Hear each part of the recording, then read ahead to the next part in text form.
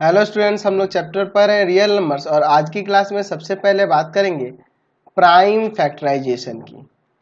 Prime factorisation की तो चलिए देखते हैं प्राइम फैक्टराइजेशन होता क्या है। ऐसे आप प्राइम नंबर्स के बारे में तो ऑलरेडी जानते हो कि वन को छोड़कर वे नेचुरल नंबर्स जो वन और अपने आप से डिविजिबल हो, जैसे 2 हुआ, 3 हुआ, 5 हुआ, 7 हुआ, है ना, 11 हुआ, 13 हुआ, 17 हुआ, 19 हुआ, ये सब आपके प्राइम नंबर्स है क्योंकि ये वन से डिविजिबल है या इटसेल्फ, वन और इटसेल्फ इन दो ही चीजों से डिविजिबल है। या तो ये वन से डिविजिबल होंगे या तो अपने आप से डिविजिबल होंगे, तो ये सब आपके क्या होते हैं, प्राइम नंबर्स होते हैं।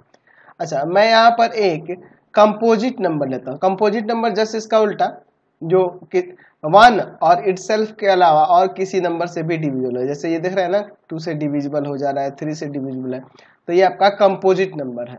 तो हम लोग यहाँ पर एक कंपोजिट नंबर लेकर उसका प्राइम फैक्टराइजेशन करना सीखेंगे। तो प्राइम फैक्टराइजेशन होता क्या है कि इसे प्राइम नंबर्स के प्रोडक्ट के फॉर्म में चेंज कर देना, इस कंपोजिट नंबर को।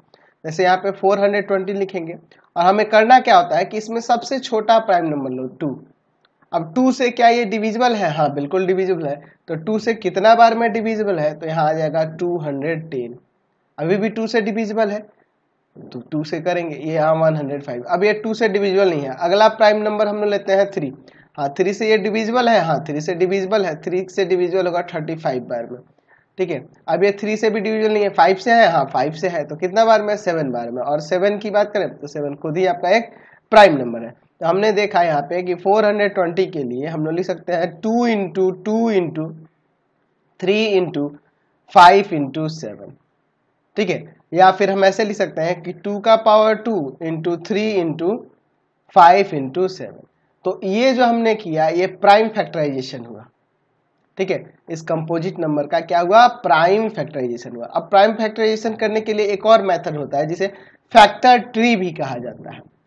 क्या कहते हैं? Factor tree. फैक्टर ट्री बनाकर भी हम लोग इसका प्राइम फैक्टराइजेशन कर सकते हैं। कैसे करेंगे? तो आपको एक बॉक्स ले लेना होगा, उसमें 420 को लिखना होगा। अब यहाँ पर एक प्राइम नंबर लिखेंगे और ये कितना बार में इससे डिविजिबल होगा इसको यहाँ पे लिखेंगे 210। फिर से अगला एक प्राइम नंबर लिखेंगे और ये कितना बार में डिविजिबल होगा उसको यहाँ पे लिखेंगे। फिर से आप, ये 105 हो गया। फिर यहाँ पर ये 3 से डिविजिबल है, कितना बार में होगा तो उसको यहाँ पे लिखेंगे। फिर ये 5 से जाएगा, कितना बार में जाएगा? 7 बार में। तो इस तरह से ये जो बना है इसे हम लोग फैक्टर ट्री कहते हैं। ये भी प्राइम फैक्टराइजेशन ही निकाले। अगर इसे भी लिखना होगा तो 420 इक्वल टू ये बाहर वाले जो भी आपको प्राइम नंबर्स दिख रहे हैं इन्हीं को प्रोडक्ट के फॉर्म में कर लेना है और सॉल्व करेंगे तो ये आ जाएगा, ठीक है। तो दो तरीका है, एक तरह इस तरह से फैक्टर कर सकते हैं प्राइम फैक्टराइजेशन, या फिर फैक्टर ट्री भी बना के कर सकते हैं। अब इसी से रिलेटेड एक थ्योरम है जिसे हम लोग फंडामेंटल थ्योरम ऑफ अर्थमेटिक कहते हैं, ठीक है। एक थ्योरम है, थ्योरम जिसे हम लोग क्या कहेंगे? फंडामेंटल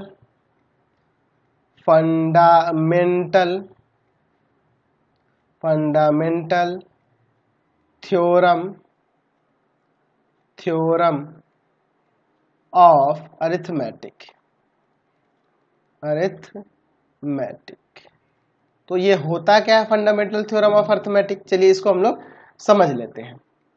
हम लोग यहाँ पे इस कंपोजिट नंबर को एक्सप्रेस किए हैं या फैक्टराइज किए हैं कैसे? प्रोडक्ट ऑफ प्राइम नंबर्स में। देख रहे हैं ना, प्रोडक्ट्स ऑफ प्राइम नंबर में। और अगर हम लोग इस प्राइम नंबर के प्रोडक्ट को देखें तो यहाँ देखिए 2 आ रहा है, 3 आ रहा है, 5 आ रहा है, 7 आ रहा है, यही आ रहे हैं, ठीक है। यही ना आपके प्राइम नंबर इसमें आ रहा है। हाँ, 2 2 बार आ रहा है, वो रिपीट कर रहा है, उसे मत देखो। आप रिपीट कर रहे हैं उसे मत देखो। अगर हम लोग जो रिपीट कर रहा होगा उसको ऐसे पावर में दे सकते हैं। 2 बार 2 है तो 2 का पावर 2 कर दिए। तो अगर हम लोग इसके ऑर्डर को देखें, इस ऑर्डर को ऐसे देखें और ऑर्डर को ध्यान में ना रखें, यानी कहने का मतलब कभी हम लोग 3 इंटू 2 का पावर 2 इंटू 5 इंटू 7, ये और ये दोनों तो एक ही है ना, इन दोनों में कोई डिफरेंस ना हो। यानी कि अगर हम लोग इसके ऑर्डर को डिफरेंट ऐसे ऑर्डर करें तो वो अलग अलग ना माने तो ये आपका क्या होगा? यूनिक होगा। इसके अलावा और कोई इस 420 का प्राइम फैक्टराइजेशन नहीं हो सकता है। आप कहोगे कि सर ये एक ही है, बस ऑर्डर इधर उधर है इसका। देखिए 2 का पावर 2 यहाँ आ गया है, 3 यहाँ आ गया, तो उससे कोई फर्क नहीं पड़ रहा। तो इसका मतलब हम लोग कह सकते हैं कि हम किसी भी कंपोजिट नंबर को, हर एक कंपोजिट नंबर को एक्सप्रेस कर सकते हैं प्राइम नंबर्स के प्रोडक्ट के फॉर्म में। ठीक है, तो यही आपका फंडामेंटल थ्योरम ऑफ अर्थमेटिक है। तो यही मैं यहाँ पे लिखने वाला हूं कि every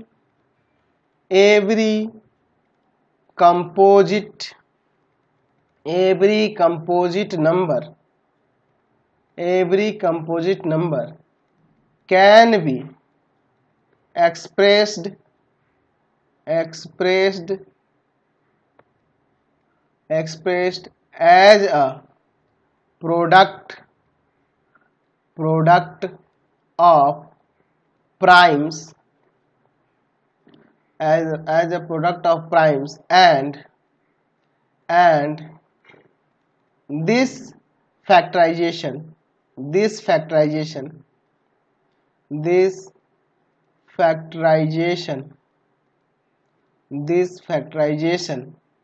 is unique except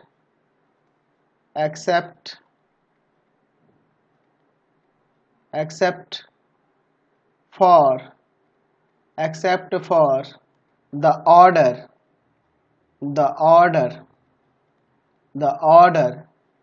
in which the